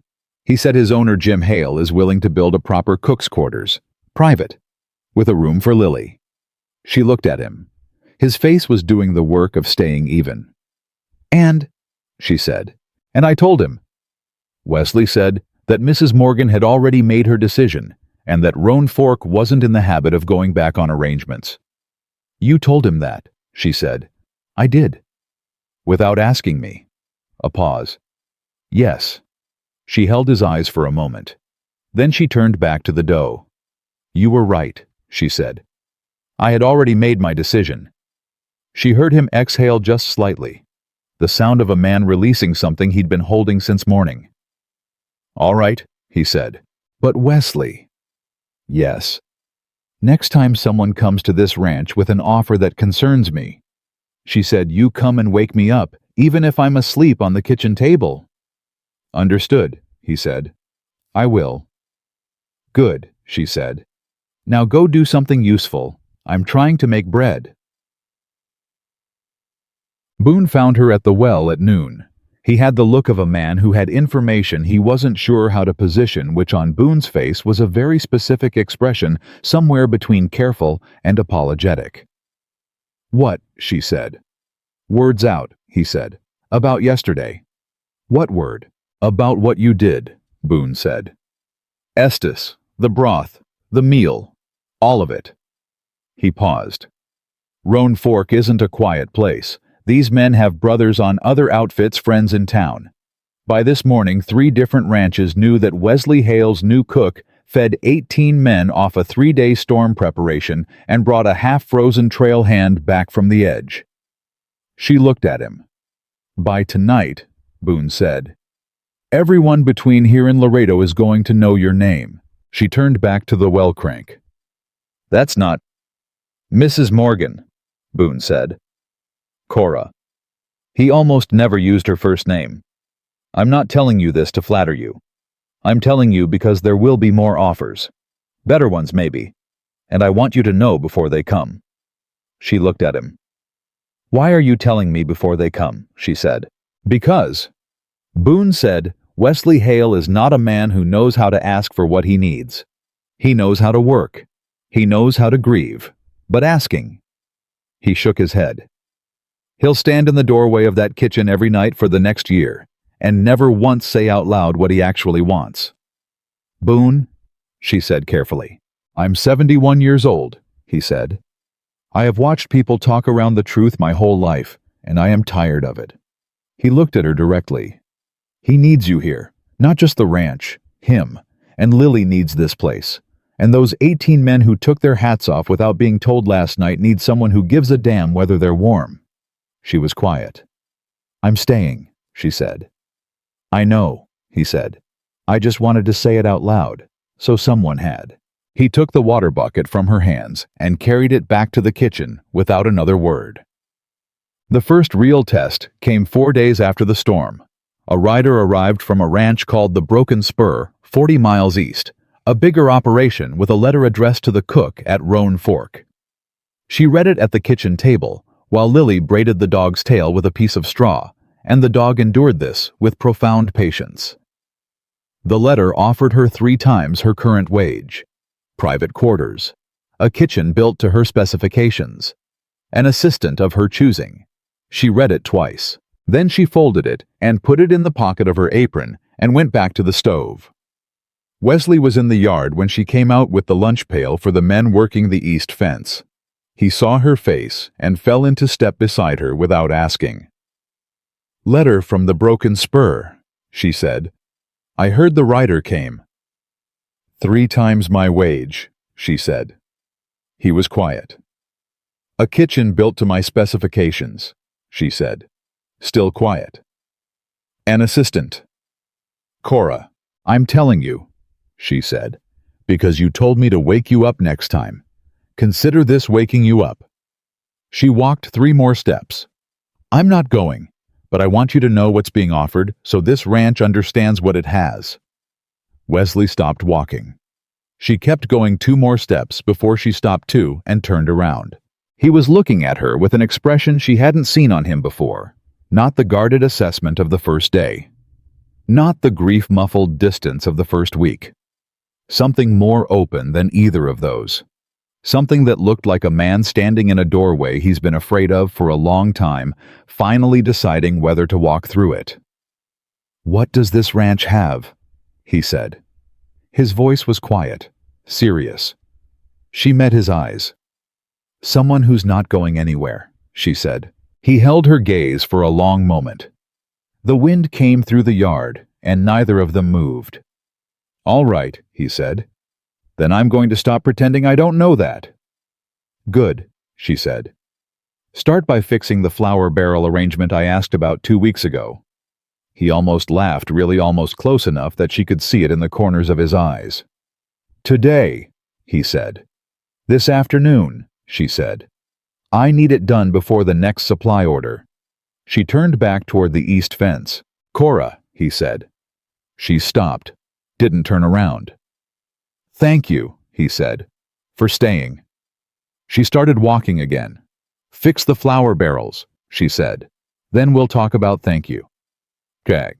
Easties left the kitchen cot on the 5th day after the storm. His hands were healing clean. She'd checked them every morning, rewrapped them every evening, told him exactly what she was seeing without drama or false comfort. The white patches had come back to pink. He'd have full use.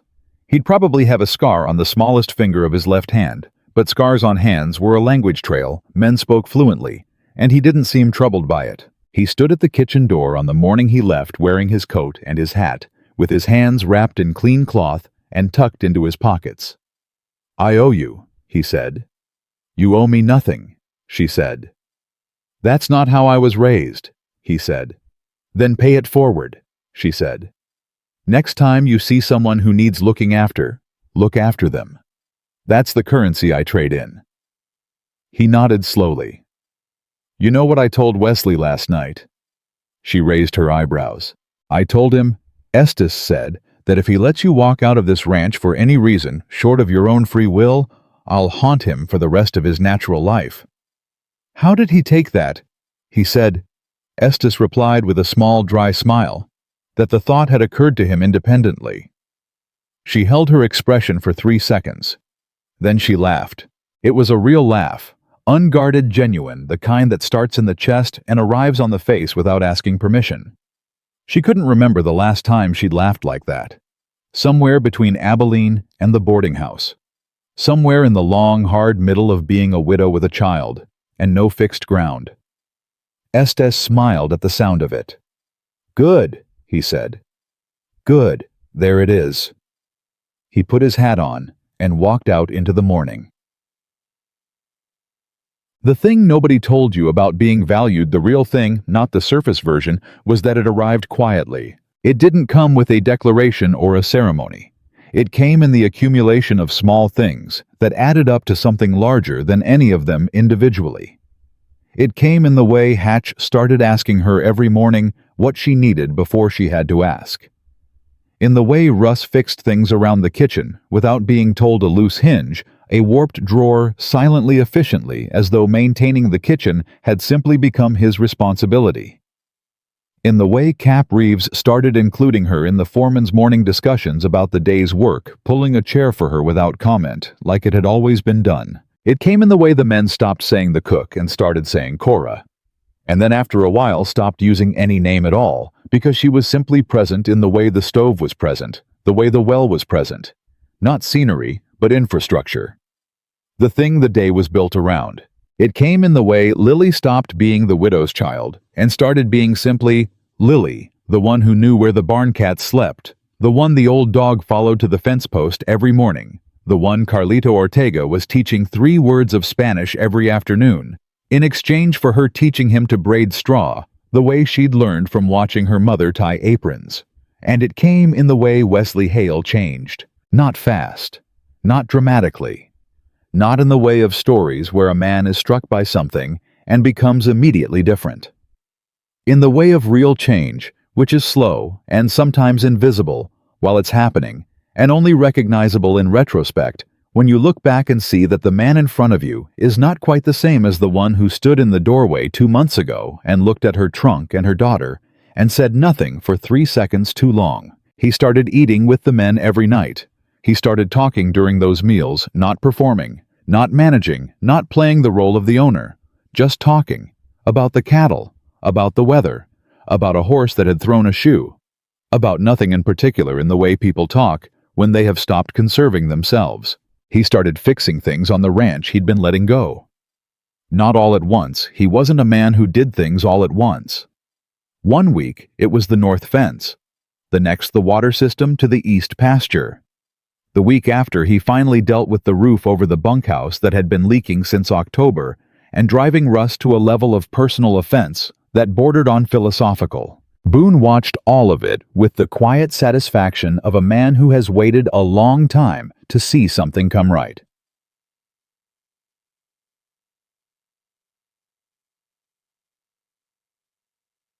The letter from Dooley's former employer arrived on a Wednesday in late January.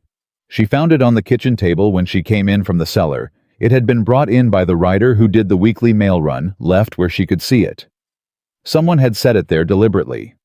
She could tell by the placement. Dead center. She opened it. It wasn't from Dooley. It was from a man named Calloway who ran the outfit over at Calhoun Creek, the one Cap had suspected of buying stolen surplus from Dooley 18 months ago. The letter was not an apology. It was an inquiry. He was asking with the elaborate politeness of a man who knows he's on thin ground, whether Rowan Fork was still experiencing supply shortages and whether there might be any interest in a long-term purchasing arrangement, for he listed several items: salt pork, dried beans, coffee, the exact items that had been going missing from Wesley's ledger. She read the letter twice. Then she went to find Cap. She found him at the water trough with two of the hands directing the repair of a cracked seam. "Cap," she said, "walk with me." He looked at her face and handed his tools to the nearest man without a word. They walked to the far side of the yard before she handed him the letter. He read it. She watched his face go through 3 different expressions before it settled on something hard and certain. "He doesn't know we have the ledger," Cap said. "No," she said. "He thinks whatever Dooley told him holds, that no one here checked the numbers." "Because no one did," Cap said. "Until you." "Wesley needs to see this," she said. "Yes," Cap said. "He does." "And after he sees it," she said, "he needs to decide what to do." "But Cap, this isn't just about Dooley anymore. Calloway wrote this letter. That means he was a willing buyer. He knew those goods were being skimmed." "You can't prove that from a letter," Cap said. "No," she said. "But you can prove it from the ledger, and from the pattern of dates, and from the quantities." She paused. "I've already cross-referenced them. I've been doing it for 3 weeks." Cap stared at her.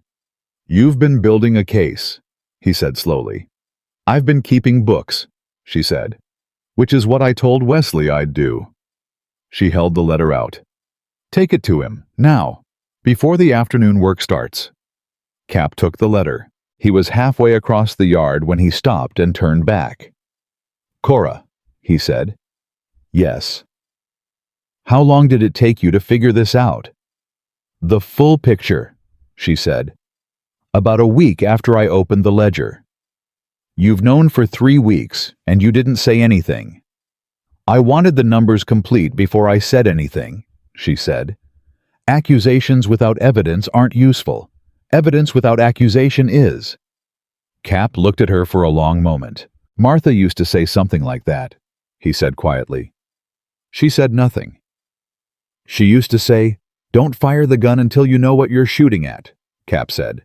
"It wasn't about guns. It was about everything." "Smart woman," Cora said.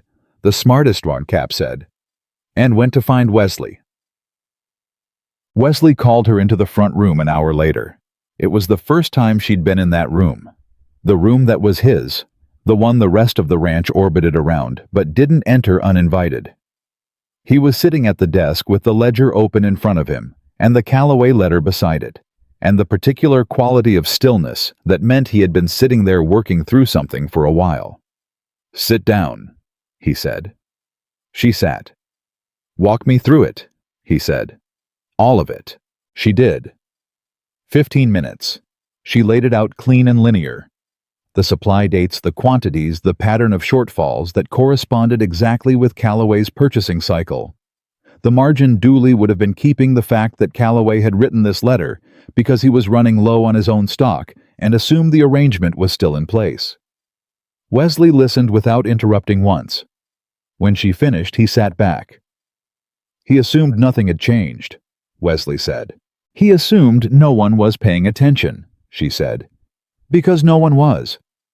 He said it flatly, without self-pity, the same way he'd said, I let it go 3 weeks ago. Just factually. Until you. What do you want to do? She said. What would you do? He said. She looked at him. I'd write Calloway back, politely. Tell him the purchasing arrangement is under review and that Roan Fork will be in touch. Give him nothing to panic about. And then I'd talk to a lawyer in town, she said. Because what Dooley did was theft. What Calloway did was receive stolen goods. That's not a ranch matter anymore, that's a legal matter. And if you handle it legally and cleanly, you can recover some of what was taken. Wesley was quiet. A lawyer, he said. A good one, she said. Do you know one? I knew one, he said. Martha's family's lawyer. He handled the ranch's legal matters before. He paused. I haven't spoken to him since she died. Then it's time, she said. Write to him this week. He looked at her across the desk. You came to this ranch to cook, he said. I came to this ranch to keep it running, she said. Cooking is part of that, so is this. He held her eyes. Yes, he said finally. It is. He pulled a sheet of paper toward him and picked up the pen. I'll write to Calloway today, and to James Whitfield, the lawyer, tomorrow. Good, she said. She stood. Cora, she stopped. Sit back down, he said. Please. She sat. He put the pen down. He looked at it, then at her. I need to ask you something, he said. And I need you to answer me straight, because I don't know how to ask it any other way. All right, she said. Is this a place you can stay? He said. Not because it needs you. Not because Lily is happy. Not because of Boone or Cap or Estes or any of the rest of it. He stopped. Is this a place you can stay because you want to be here? The room was very quiet. She heard the fire from the kitchen. She heard the men in the yard. She heard faintly Lily's voice somewhere talking to the dog, probably in that serious instructional tone she used when she was explaining something important to an animal. Yes, she said. It is. He held her gaze for a long moment. Then he nodded once slowly, the way a man nods when he's accepting something real. Then, he said, I'd like to talk about making that official. She looked at him. The position, he said, and then quietly, and eventually if you're willing something more than the position. She was quiet for a moment. Ask me again, she said, after the Calloway matter is resolved. After the lawyer. After the spring work is done. Why then? Because, she said, I want you to ask me when there's nothing urgent to solve, when it's just a question. That's a fair condition, he said. Most of mine are, she said. She stood and went back to the kitchen. Chug. Spring came to Roan Fork Ranch the way it always came to that part of Texas. Fast, and then suddenly everywhere, like a decision that had been made somewhere else and only just arrived. The work expanded with it. More hands. The roundup. The long days that started before light and ended after dark. The kitchen ran. It ran the way a good kitchen runs, like something alive, like something with its own logic and rhythm that the rest of the ranch oriented around without being told to. Breakfast at 5:30. Midday delivered to the field. Supper at 6. The coffee always on. The bread always going. The particular smell of a working kitchen heat and fat and something sweet underneath constant now, as fixed a feature of Roan Fork as the well or the fence line. Hatch had become, without ceremony or official designation, her assistant.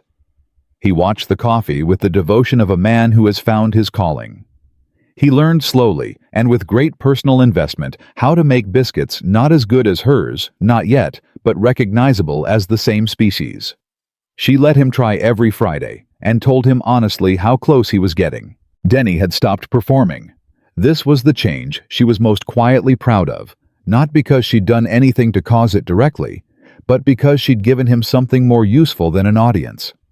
She'd given him genuine responsibility, the vegetable garden she'd started at the side of the kitchen, which required daily attention and produced results that were measurable and real, and entirely his to be proud of.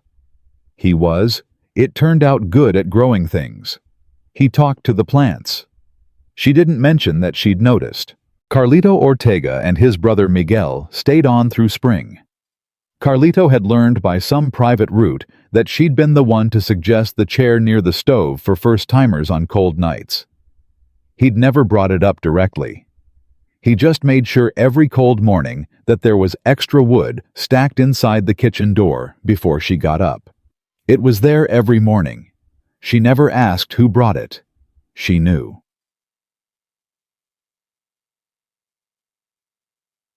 The Calloway matter was resolved in March. James Whitfield, the lawyer, a small, precise man who wore his hat indoors until she asked him not to, came out to the ranch twice. He reviewed the ledger evidence she'd compiled. He wrote 3 letters. He received 2 responses. On the 3rd week of March, Calloway paid a settlement, not the full amount, but enough. Enough to restock the cellar properly. Enough to repair the bunkhouse roof without stretching the spring budget. Enough to do the things Wesley had been putting off because the margin had never been there. Wesley told her the number the evening the settlement came through. He came to the kitchen after supper and sat at the table and told her the amount and what it meant for the ranch's position going forward. She poured 2 cups of coffee and sat across from him. "It's enough," she said. "It's enough," he agreed. "Whitfield did good work," she said. "You did good work," he said. "Whitfield used what you built." She didn't argue with that. They sat for a while in the particular silence of 2 people who have done something hard together and are sitting on the other side of it. Then Wesley said, "It's not urgent right now." She looked up. "No Calloway to resolve," he said. "No storm. No ledger problem." He looked at her steadily across the table. "Just a question." She held her cup in both hands. "Cora Morgan," he said. "I'd like you to stay here permanently, not as the cook, as—" He stopped, started again. "I'm asking if you'd be willing to build something here, with me, for Lily, for—" He stopped again. He was turning the brim of his hat with his thumb under the table. She could hear it. "I'm not good at this," he said. "You're doing fine," she said. "I haven't even gotten to the question yet." "Wesley," she said. "Yes." He looked at her. "Yes." "Yes," she said again. "Ask me the actual question properly sometime when you find the words, but the answer is yes." He sat very still for a moment. Then he said, "I'll find the words." "I know you will," she said. "You're not a man who does things halfway." "No," he said. "I'm not." She stood and took both cups to the basin and washed them. Behind her she heard his chair push back, heard him stand. Heard him come to stand near, not close, not yet, but near the way he'd been moving toward her in small, deliberate increments for months. "Lily's going to want to say," he said. "Lily already approves of you," she said. "She told me 3 weeks ago." "She did." She said, Cora said, and I am quoting exactly, "He peels apples right." A pause. "That's her standard," he said. "She's 5, Cora said. "Her standards are practical." He laughed. A real laugh this time, not the shape of one, not the almost of one.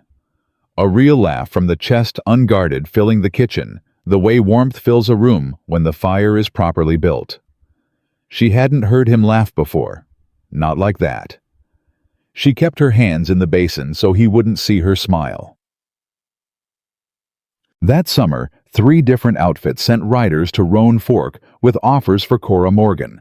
She turned them all down at the kitchen door, politely, without consulting anyone, and went back to work. Word spread the way. Word spreads in that part of Texas fast and thorough and unimpeded by anything like privacy. People began to say the woman at Roan Fork doesn't move. They said it with a kind of respect that is usually reserved for landmarks, for things that have become part of the geography of a place. Estes came back in the fall, his hands fully healed his finger with its small white scar. He rode in on a Tuesday afternoon and came straight to the kitchen and sat down at the table without being invited the way a man sits in a place he knows he's welcome. She put coffee in front of him. "How are the hands?" she said. He spread them on the table. "Good as they're going to get." "Good enough to work. Good enough for everything," he said. He looked at her. "I heard about the Calloway settlement." "It's resolved," she said. "I heard about other things too," he said. She raised her eyebrows. "That Wesley Hale is a different man than he was last fall," Estes said. "That the ranch is running clean.